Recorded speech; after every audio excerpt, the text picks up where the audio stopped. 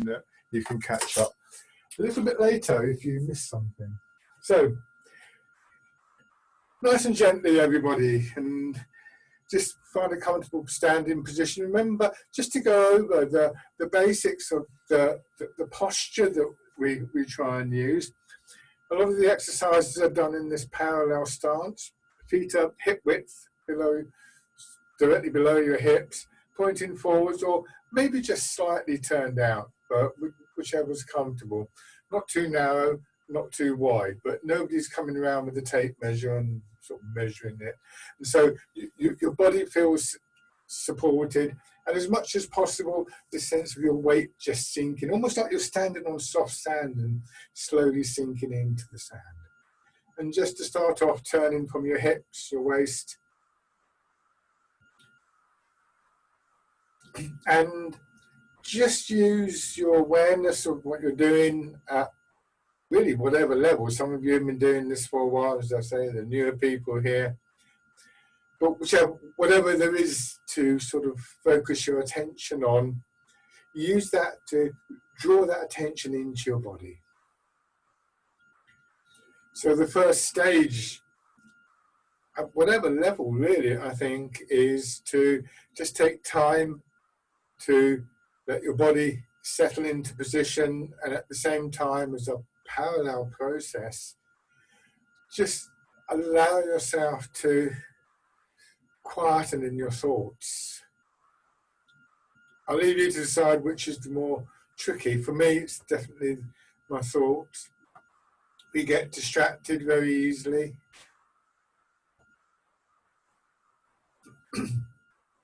And so I sometimes think of our thoughts as being like watching sort of bees and butterflies on a flower bed. They kind of land and jump off, land and jump off. And every now and then I get a feeling of my thoughts just landing a little bit.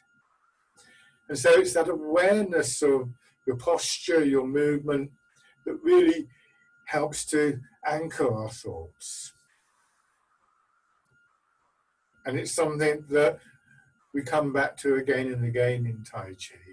It's a moving meditation in that sense, which isn't to deny that there's an important physical element to this. It's not mind over matter or one or the other, but rather just finding that area where three elements really overlap, and they're obviously our physical body. It's an exercise form. As I just said, our awareness of what we're doing, so that's mind in a very broad sense, not just our thoughts, but our feelings, any images that we use, and so on. And finally, the movement itself, the flow, the energy, the momentum, however you care to think about it. And really, when we talk about a term like the Qi, which is a term that has a number of possible sort of interpretations, in this context, it's really referring to that point where those three elements overlap and become one.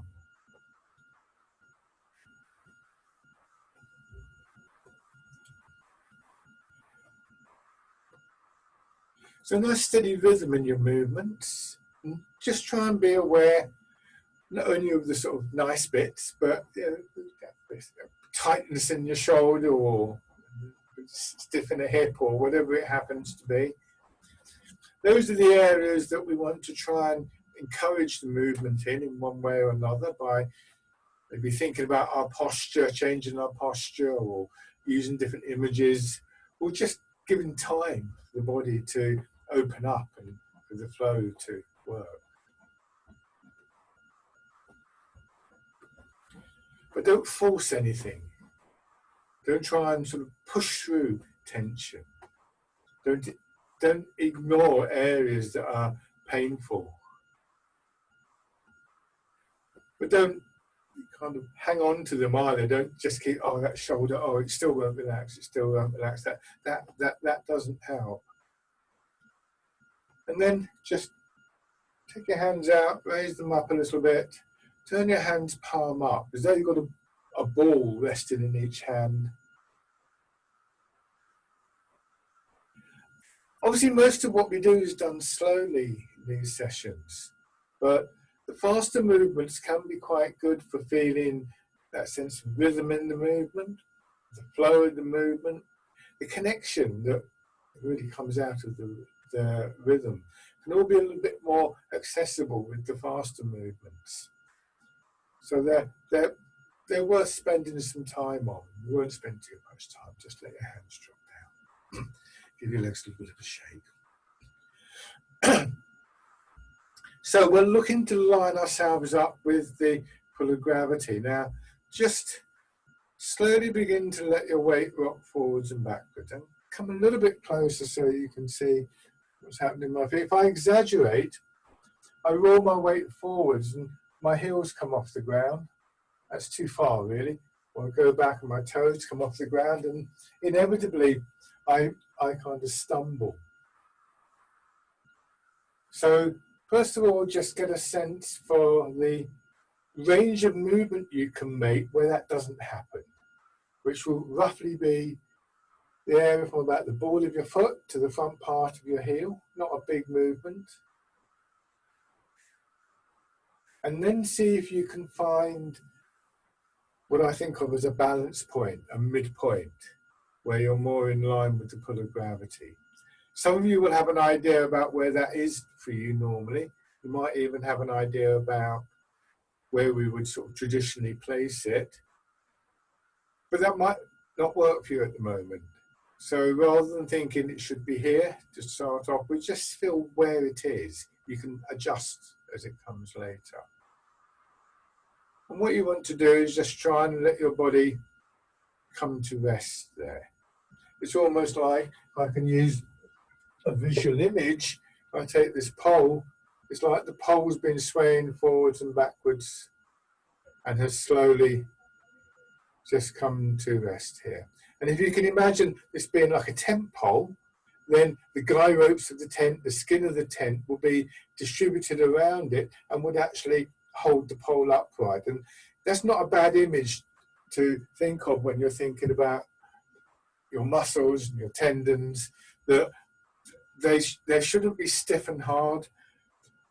We're looking for a tone that is elastic, not loose and floppy, but so that your whole body feels supported, not by any one element, although your legs will always take a kind of stronger part. And then, again, I'll come a little bit closer so you can see. In practice, you'll probably find that your weight's a little bit forwards and you just let your hips drop back, as though you're just sitting on the edge of a table. A strong feeling dropping down through your back and your hips and your buttocks. Just be careful of your knees. It's a softening of your knees as your hips drop. And this is the start of the process of rooting down, allowing your center of gravity to drop. So now, into the exercise we call rooting down. See if you can let the hips drop back a little bit more. Try not to push your knees forwards and then pushing up. See how far you can go down before it becomes a struggle with the pull of gravity. And push up. Sinking down, just nice and easy.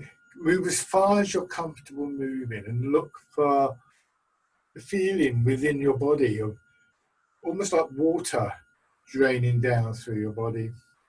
And then as you push up, a kind of expansion upwards, trying to preserve some feeling of space in your body for the movement to take place. And bring your hands around in front of your belly as though you're cradling the ball. And as you push up, just let your elbows go out so your hands come up. Place your hands as though they're resting on the ball and like you're pushing the ball down into water. Initially, the main focus of attention in this exercise should be the rooting down, the feeling of your center of gravity dropping, and indeed your thoughts, if you like to follow them downwards, dropping. The lower your center of gravity, the more stable you are, the less strain there is above the center of gravity. So again, that feeling of a spaciousness within your body for the movement to flow.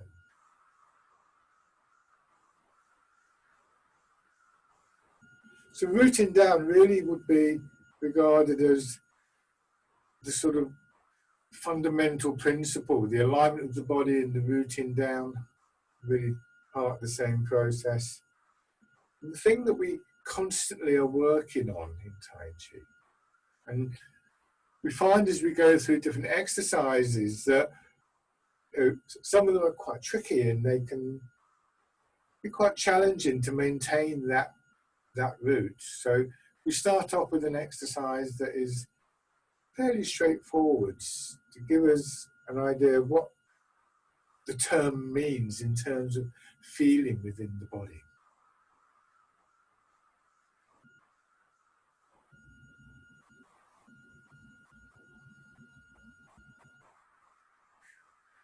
And then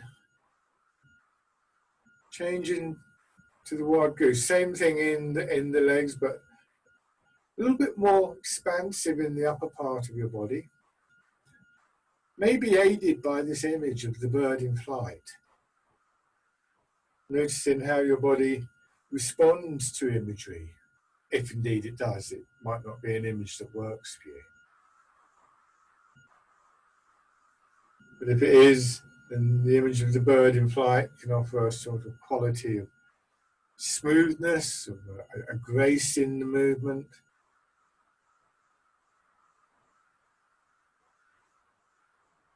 If the image of the bird in flight isn't a useful one to you, just imagine that you're in water with a little ball underneath the palm of each hand, and what you're trying to do is you drop your weight, trying to push that ball down, and then just feel the pressure of the water, pushing your hands up, pushing your hips up, coming up, and then dropping down again.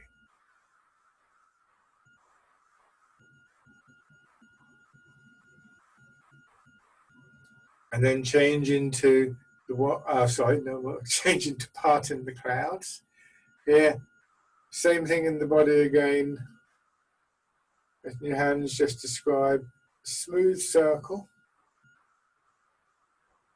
So you're painting a circle on the wall, and that might be a useful image because when we use a paintbrush, we move the paintbrush, not the other way around. So your body's moving your arms for you, not your arms moving and your body trying to follow. And never to the full stretch.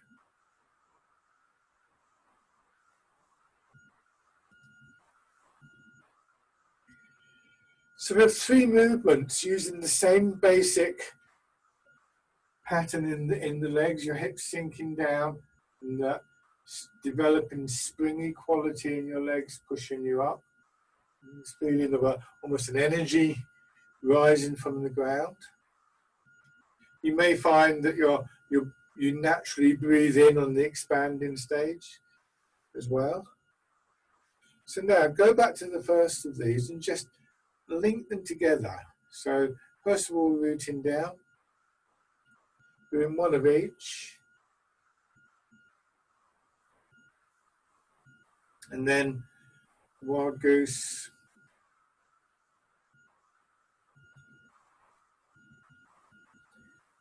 and then parting the clouds.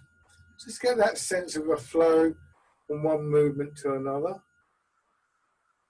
Begin to notice the change will be in your upper body, but each movement will create a sort of resonance, a pattern of movements within your body. And as we become more familiar with that internal element in the art, and this is an awareness thing, of course, can you be aware of the subtle changes? As that develops, then we begin to find that those areas that were aware of being tight or stiff that I mentioned earlier, can become a little bit easier to deal with. And imagine the flow in those areas. I like to use an image that the movement itself is like water flowing down a hill and just wearing away, eroding away the rocks and the blockages.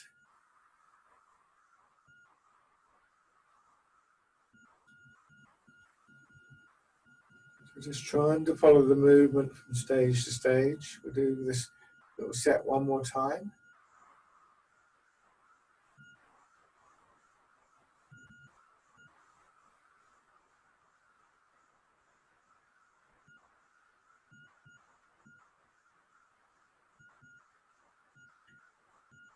Now for the next exercise, you can keep that movement going in the hips if you like, or just sit back if your legs are tired. This time, push your arm up on one side. Doesn't matter which side you start with. Wind the hand around as though you're plucking an apple from a tree and pull down. And then push up, wide and pull down. Dragon plucks the stars from the sky. So the downward movement is the pull of gravity, working through your body, hopefully without obstruction. Remember that alignment with the pull of gravity we found at the beginning of the session, hopefully. The upward movement is that springy resilience that develops in your body, maybe the ground beneath your feet.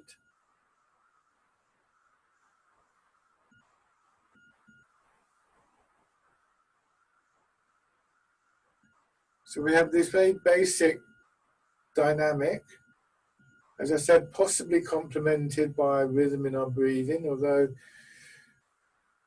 a lot of people find that it's, in a way, best not to think about that, just let your body breathe naturally, and that's fine.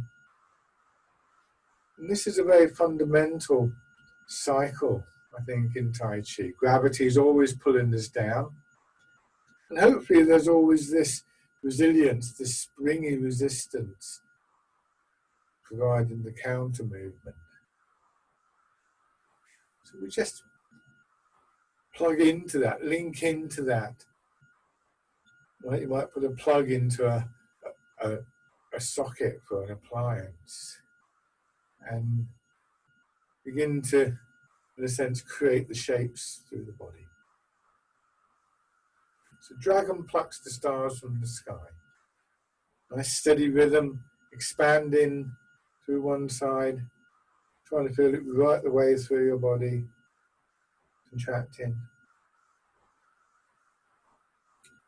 The Chinese dragon is a kind of serpent-like creature rather than the bulky, fiery thing we're used to in this part of the world. So that might be an image. Or sometimes I imagine I've got an elastic band underneath my foot and I'm just trying to stretch the elastic band out and then finally giving way and allowing it to contract slowly.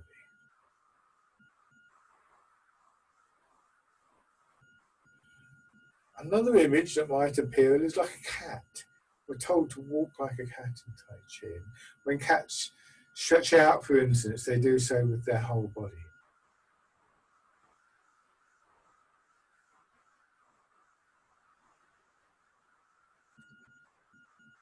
And do this one more time.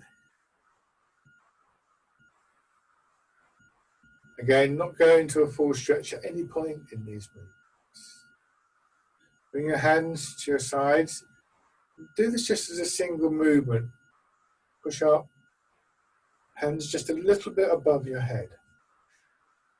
We generally do this as part of a set of movements, but it's worth thinking about what's going on here. You still want that feeling of your hips dropping back. In fact, some people would do this exercise as a solo exercise like this. As they push their hands up, they'll sink back more. You don't necessarily have to do that, but you can feel that pull in your hips. And so as your hands go up, a gentle lengthening of your back.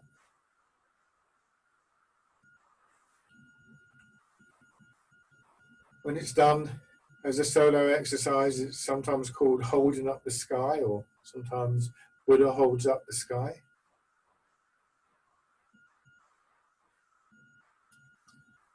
But now, instead of pushing upwards, push outwards. Again, almost like you're stretching an elastic band. And if you look at the detail here, see how the palm of my hand pushes out, but my elbow's still hanging down. So this time, feeling a kind of broadening across your back.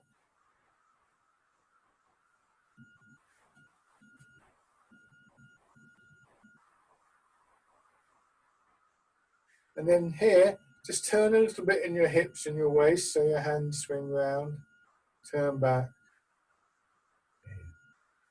But when we make that turn, try and make sure it's from this central area of your body. Just practice this a little bit. And try and make sure that the act of turning doesn't interfere with that broadening feeling across your back.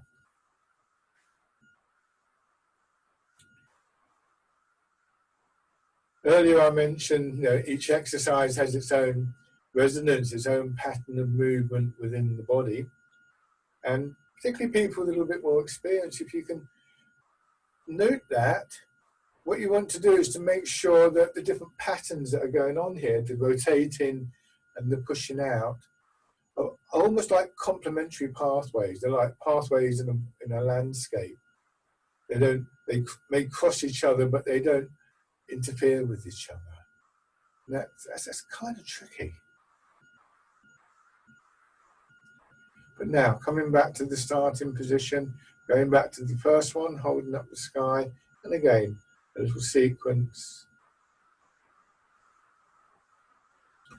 Always coming back to the center of your body, with both your hands coming to the center now, turning and push out, and again, coming back, but also your attention coming to your center. If you get lost, forget which one you're doing, come back to this position and we'll catch you up. It's not a problem. And push it out. So those 4 stages. 2 parts to each stage. An expansion, yang. A contraction, yin.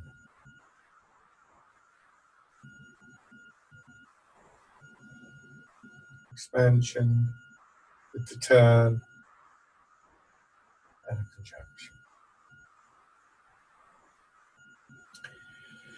That rhythm, nice and steady, can also help to release tightness and stiffness being blocked in your body, almost as though the body were being very gently massaged by the movement.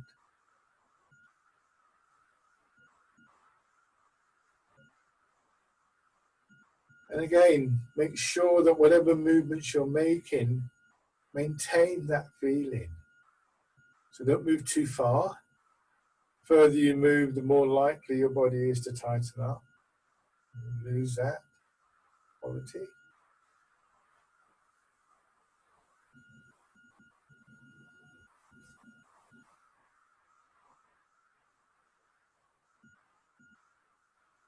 You should find over a period of time that your range of movement will increase, but not because we're pushing hard. Just do this one more time.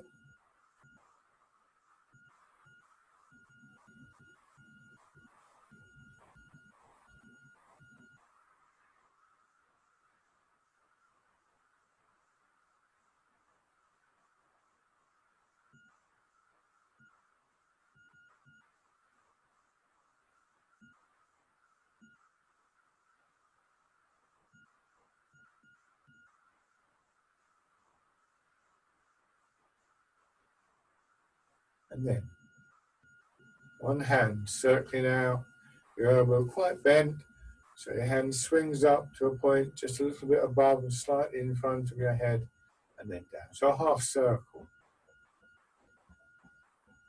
Imagine you're standing in the doorway of an old church, with an arched doorway, and just sliding your hand around the inside of the arch.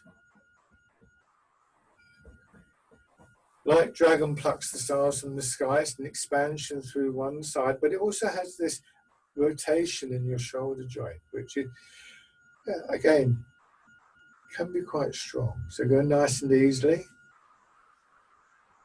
One more facing the front.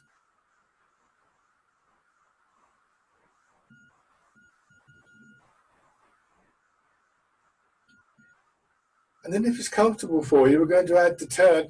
And this is actually quite a tricky movement. So nice and gently if you want to try it. And then down. Remember, I do try and do these movements quite big, so you can see what I'm doing. But it isn't necessarily the case that bigger movements are better. We get to know the feeling of the movement within the body.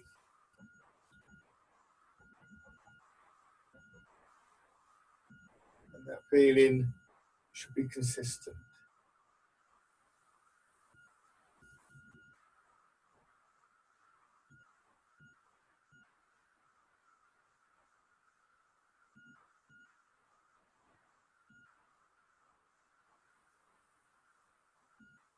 Good. Now switch sides. Notice any difference between one side of your body and another?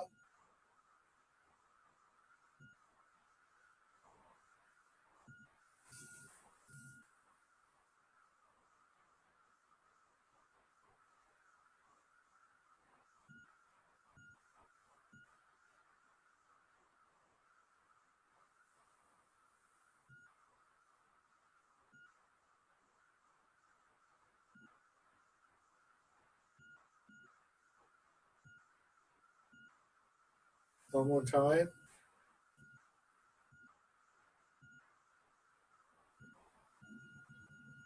And then for a few rounds, if it's comfortable, you can add the turn. Just be aware of that line between your hip and your shoulder. It will extend out, but we don't want it to stiffen, we don't want it to tighten.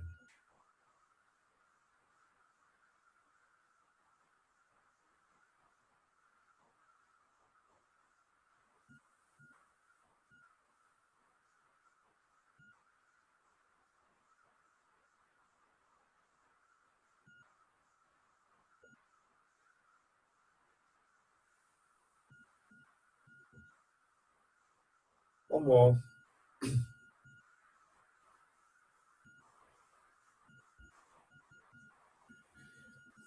And then to the last of our standard opening set of movements, sinking down and pushing up again. Again, I'm going to come a little bit closer. When we do this, our pelvis should naturally tuck under. You don't have to make that happen, but it sort of adjusts itself so that as your hips go back, you don't just get pulled backwards. And almost all the movements that we do are done with this level pelvis. That's one of the reasons we want to drop our weight down so that around the center part of the body, there's space for that movement to take place. It's very, very subtle. It's not something we deliberately do, something that we allow to happen. So that makes the next exercise quite interesting, because what we're doing now, very carefully with this, as you sink down, you deliberately tilt forwards. So now your hands go forwards, and then imagine somebody pressing down on your back. And you come to the upright and then push up. Or you might just feel the pull of gravity on your hips, drawing the hips down, and your hips drawing your head and shoulders up, and then push up. So this shows us how we can find the alignment with the pull of gravity, and you use the pull of gravity to actually help us come to an upright position. So now this time, your arm is following. This is rowing a boat in the middle of the lake.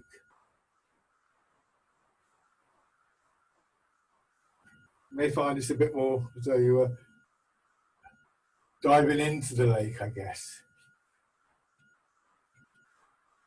Very careful with your back and your knees. The key thing here is to feel that movement once again in the center part of your body.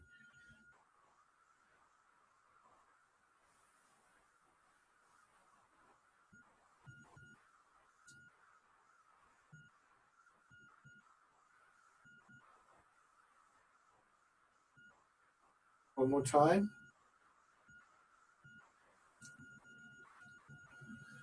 So now just let the pull of gravity draw you into a nice open, upright position. Just place your hands on your belly for a few moments. Take a couple of slow, gentle breaths.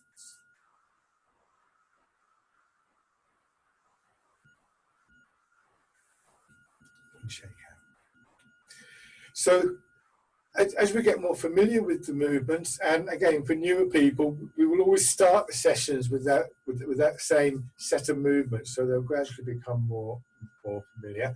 And what that does is gradually draw your attention more closely, more deeply into your body, and those last few movements will draw your attention very much to this center part of the body. The hips and the waist are said to be like the sort of command center, like the hub of a wheel. So we have that up and down movement through the body, the pull of gravity and that springiness of the body responding to that. And as I said, we sort of plug into that. But the movement is shaped almost as a kind of dialogue between what we think of as our mind and the actual physical center of the body. When we turn, our hands move, our body moves, and so on and so forth. So it's sometimes said that the mind is a bit like the commander of an army, but the center of the body would be like the banner, leading the army, responding to the commands and sending information back. So the physical center of our body becomes a very important focus of our attention. We're literally moving from our center. Centered is not a kind of symbol in Tai Chi, it's a physical reality. So we're going to change the stance to what we call the bow stance. Turn one foot out and imagine parallel lines going across the room and step forwards. Step forward is about the same as the width of your hips to begin with. Again, people more familiar with this, you may find that because you're sinking down a bit more, you get a slightly longer stance. And that's fine.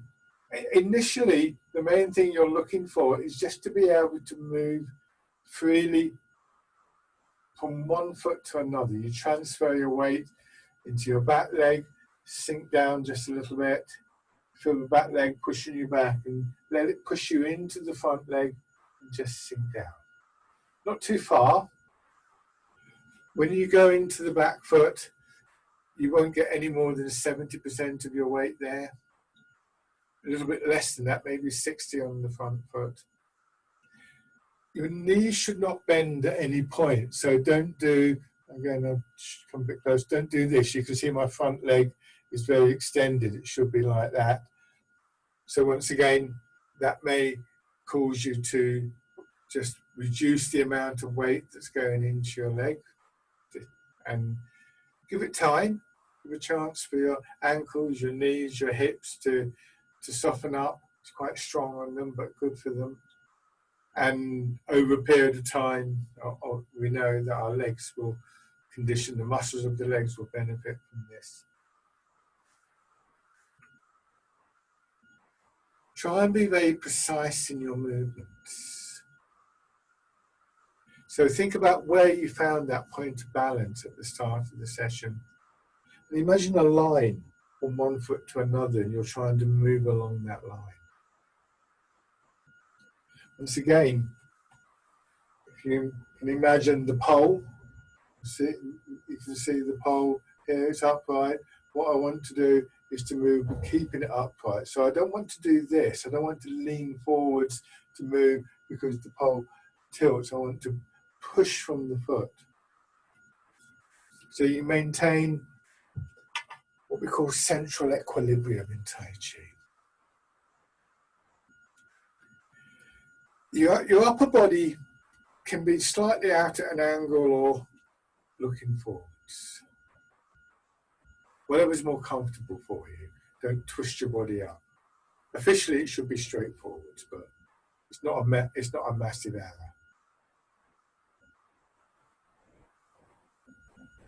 Very good exercise if you have problems in your legs, your knees, your hips, or whatever. Again, that massaging quality, but quite strong in the legs as well.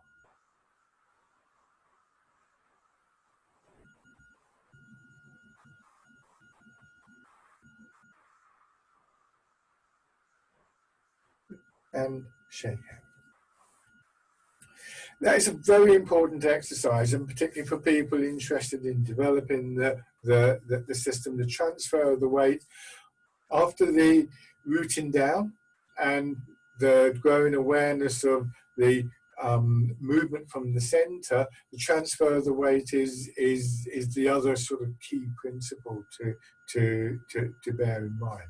Also very good if you have sort of stability, mobility problems. It can be very helpful with that. And although it's very simple, there's a lot going on in that exercise. I do remember being with one group of Tai Chi players. I don't think anybody had less than sort of 12, 15 years of experience. And we got together after breakfast, we were on a residential, and we started talking about this exercise.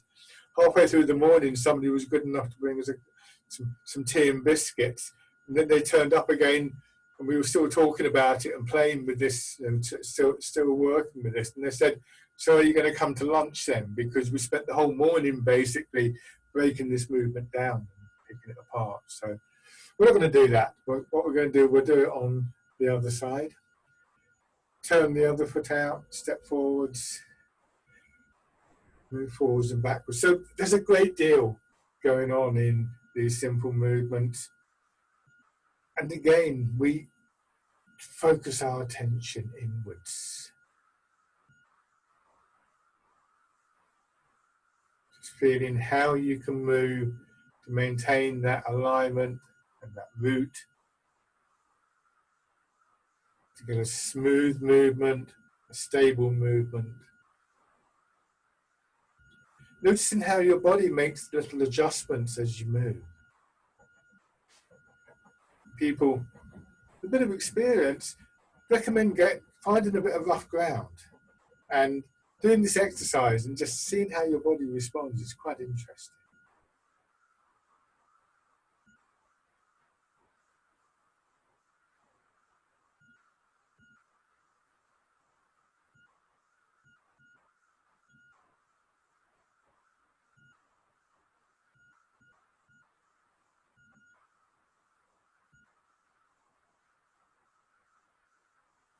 Good. Shake out.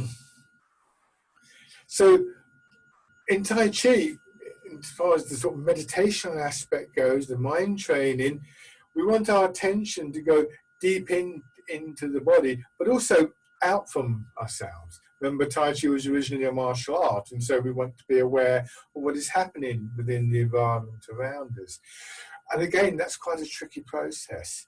That inward looking always seems to me to be a bit like if you've ever looked down a microscope, you maybe get some water from a pond, you see the pond as the big body of water, but if you get it under a microscope and increase the magnification, each time you do that, you go deeper and deeper, as it were, into the structure of the water and the wildlife there and so on and so forth. It's still the same water, but it's just a different view on it. So we try and maximize those views, maximize those perspectives in Tai Chi.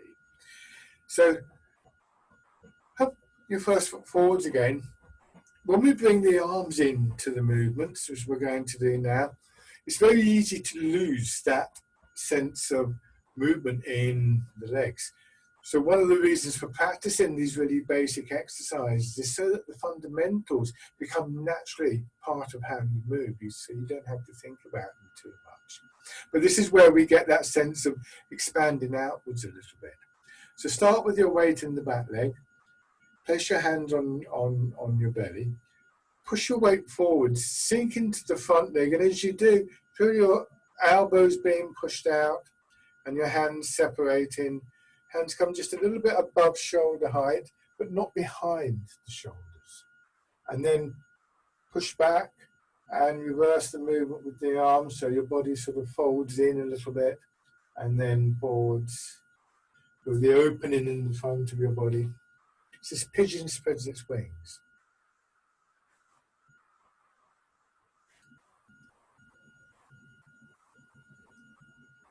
And if it suits you, if you're interested in working with your breathing while you do these movements, and remember, it doesn't suit everybody, so just keep breathing, whatever else you do. But if you want, just as you go forwards here, see how it feels to take an in-breath occasionally. And then just let your body get on with breathing. Begin to develop an understanding of how movement and posture and breathing are so linked in with each other. Without good posture, it's hard to breathe well, it's hard to move well. The rhythm of the movement with expansion and contraction built into the system actually resonates with the expansion and contraction in your body as you breathe. So most of your breathing will take care of itself if the other two are working.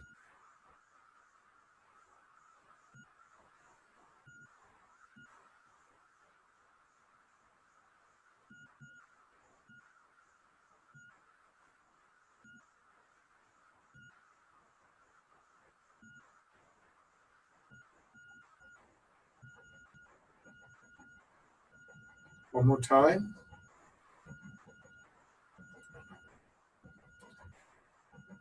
Now, just let your hands drop down to your sides as you come back. Measure somebody just keeping your hands back for a moment as you go forwards, and then they release them and you swing through. Same thing going back. Your body moves, pulling on your arms. And as you settle into the foot that you're moving towards, that's when your hands will swing past your hips. This is fisherman cast a net. Almost like you're going to throw a sheet over a bed or roll a ball along the ground. It's lovely sort of wave-like flow of movement from your feet up through your back and into your arms.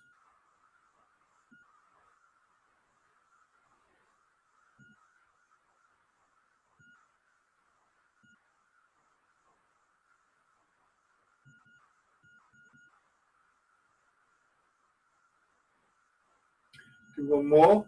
Try and keep that same flow of movement, the same sense of connection in your body, but come back, bringing your hands in front of your hips and then pushing forwards.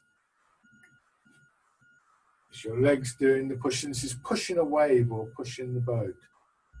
My arms just swing up a little bit. And as I come back here, my elbows go out slightly. Don't bring your elbows behind your shoulders. So there's that same opening and closing in the chest that we felt in a bigger way with pigeon spreads its wings.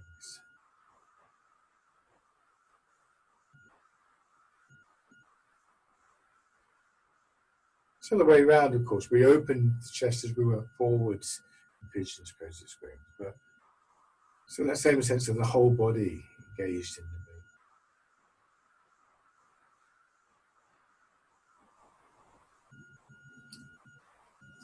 Shake out. Right, have your other foot forwards. So same three exercises, starting with pigeon spreads its wings. So feel free to try the breathing, but don't try and stick to a rigid breathing pattern.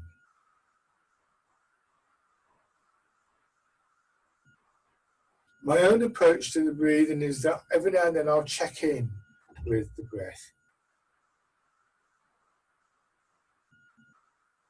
And it always seems okay, so as long as you're still breathing.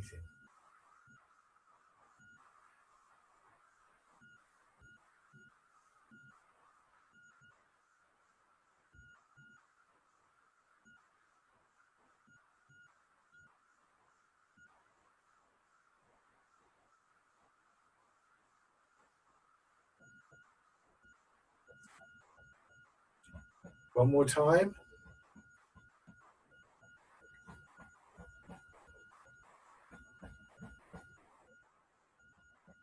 And then fisherman cast the net.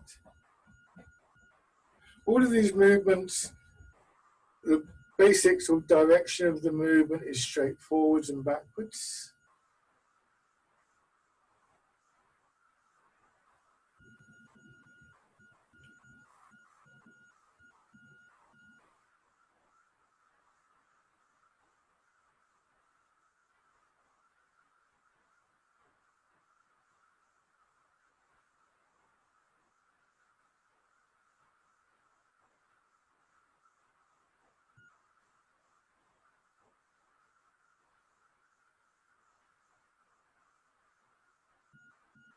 And then pushing away, that stronger quality with a more compact movement and an image that is slightly stronger. You're pushing the wave, you're pushing the boat.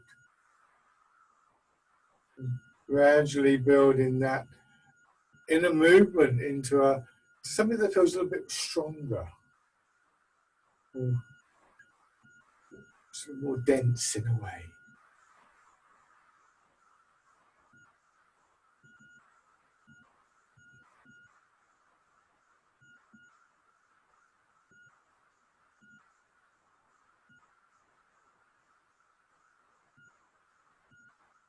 One more time.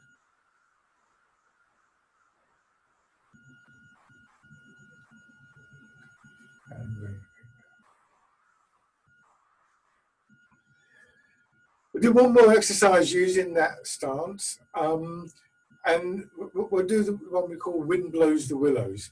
This lovely image of the willow tree. It's a little bit more complicated because we now combine all these different elements, the rooting down, the rhythm, the weight transfer, the turning in the centre, and so on and so forth. So I should do it with my back to you because I think you'll probably find it easier to follow like that. But really, ultimately, this is what we want, that rather than rooting down over here and turning in the centre over here, it all blends into that one single movement. So start with your left foot forwards, as you can still see, and do a couple of rounds of fisherman cast the net to begin with. So forwards and backwards, feeling your body, moving your arms here.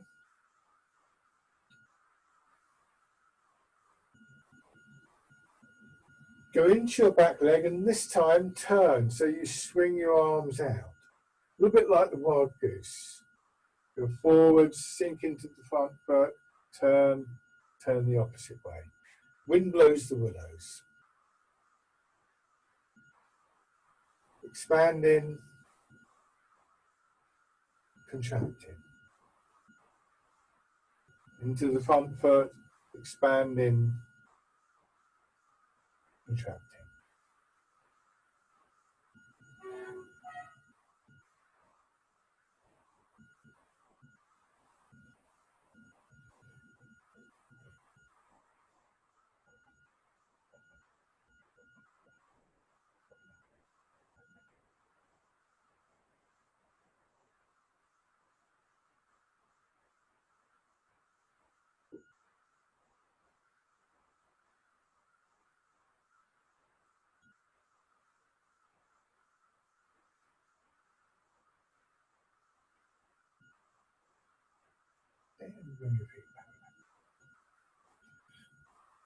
And we'll try that one on the other side.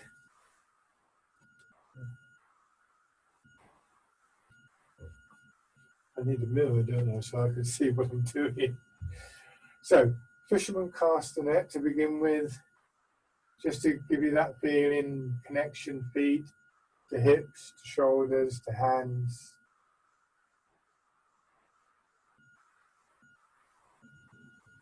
Sink back, turn. It doesn't actually matter which way you turn, so if you're turning the other way, don't worry. Wind blows the willows.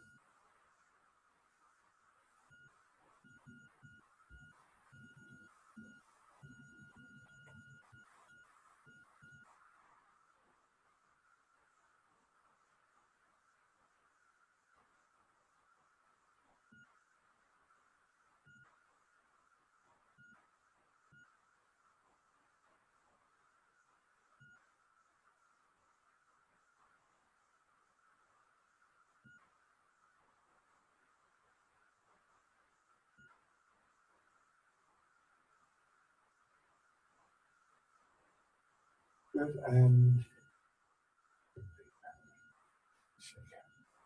lovely. Now, rubbing your hands together.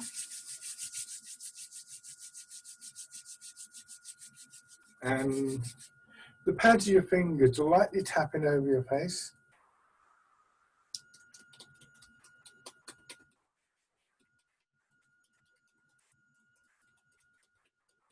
And then go up over your head and down to your neck.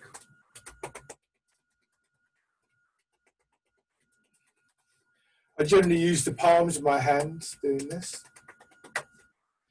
Then on your shoulder, maybe a little bit stronger on the shoulder. And your arm.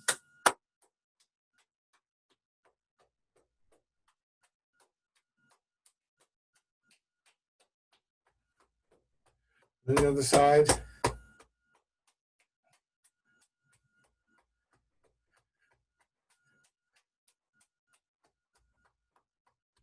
Hands around to your back, lightly tapping. You want to cover as much of your back as you're comfortable with, and if it's not good with one hand, with both hands, just use one hand, swap over and have it. Then around your hips.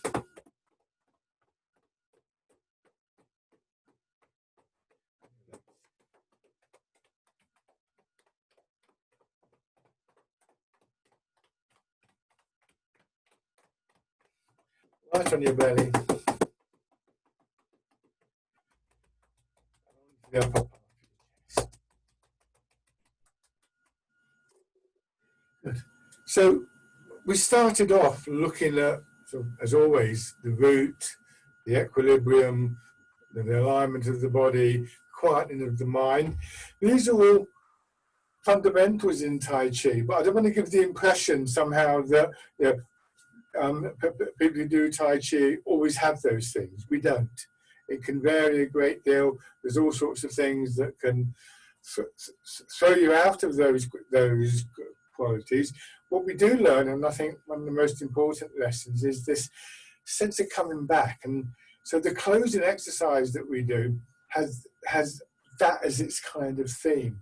It also has this sense of quieting and stilling. So a kind of close down, a warm cool down, if you like, for the whole session. But it's embrace tiger, return to the mountain. So once again, let your hips sink down.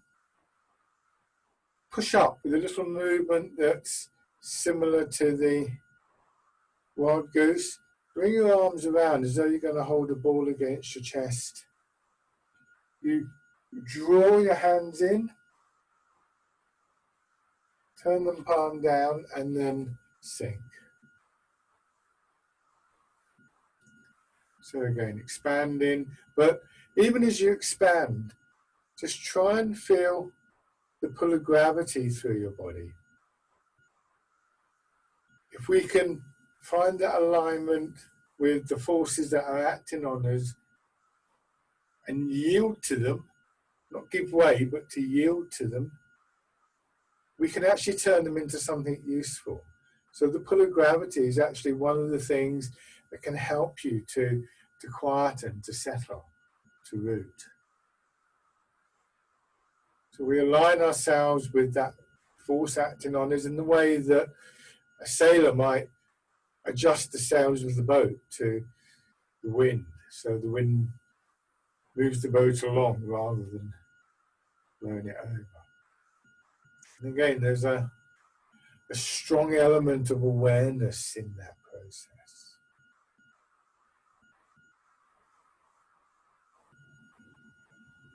The mountain is this lovely image of quietness, stillness, and strength.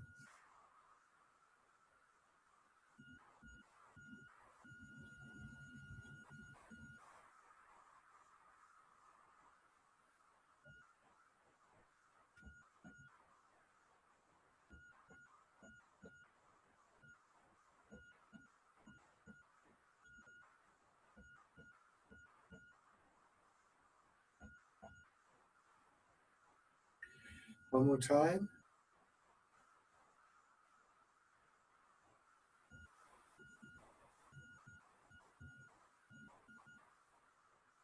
and stand.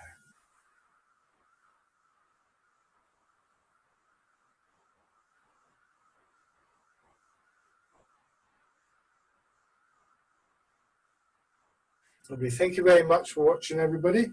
Joining in, hopefully. Hope you enjoyed it. As always, there'll be a recording.